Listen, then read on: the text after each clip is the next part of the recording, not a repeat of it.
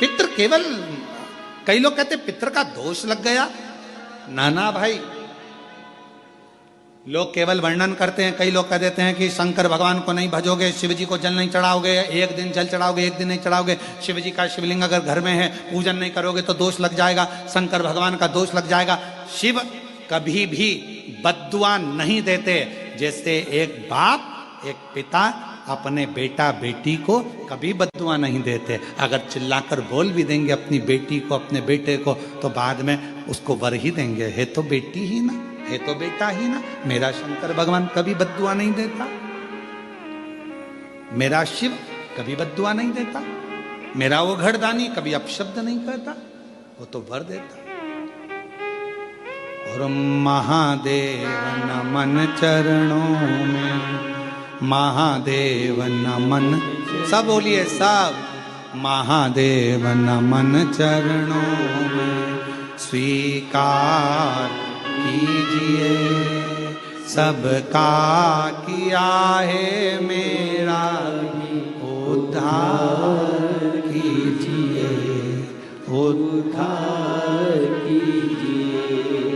हे त्रिपुंडधारी, हे त्रिशूलधारी, हे त्रिपुंडधारी, हे त्रिशूलधारी।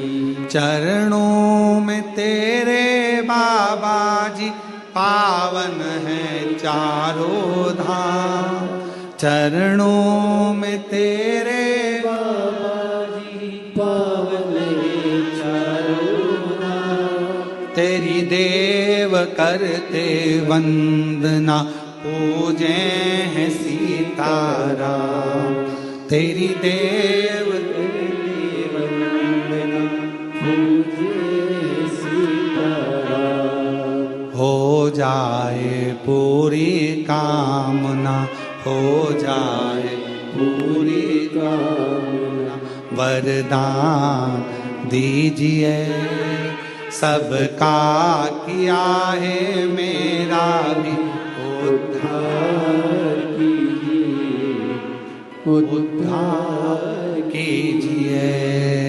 हे त्रिपुंडधारी, हे त्रिशूलधारी, हे त्रिपुंडधारी, हे त्रिशूलधारी।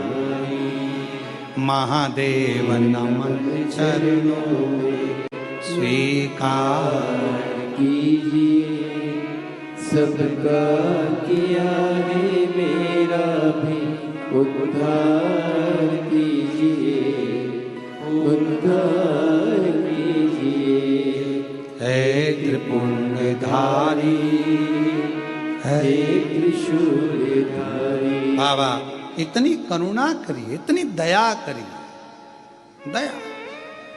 कोई कहे तुमसे कि तुम्हारे यहाँ पितृदोष लगा है, कोई कहे तुमसे तुम्हारे यहाँ काल सर्प दोष लगा है, कोई कहे तुमसे तुम्हारे यहाँ वास्तु दोष लगा है, कोई कहे तुमसे तुम्हारे कुल देवी देवता का दोष लगा है। एक काम करा करो, एक चावल का दाना घर से लेकर गए, 16 दिन श्राद्ध में जब से कथा सुनी है उसी दिन, उसी पल, उसी घड़ी या दूसरे दिन से प्रारंभ कर दो। कोई कहे पितृदोष है, कोई कहे कालसर्प दोष है, कोई कहे वास्तु दोष है। एक चावल का दाना श्राद्ध पक्ष में साथ लेकर जाओ, घर से एक लोटा जल भर कर लेकर जाओ। पहले चावल का दाना शिव जी को समर्पित कर दो, उसके बाद एक लोटा जल धीरे धीरे बाबा का मंत्र उच्चारण करते हुए पंचाक्षर षडाक्षर या श्री शिवाय नमस्तुभ्यम बोलते हुए और अपना गोत्र बोलकर, नाम बोलकर जल समर्पित करना प्रारंभ करो। धीरे धीरे आपको खुद लगेगा कि मेरे घर का सारा दोष समाप्त हो गया है, सारा दोष, सारा दोष समाप्त। पितृपक्ष में जितना शिव की आराधना कर सकते हो, नवरात्रि में जितनी शंकर की आराधना कर सकते हो उतनी करो। शंकर की आराधना करने से नवरात्रि में शक्ति का बल बढ़ता।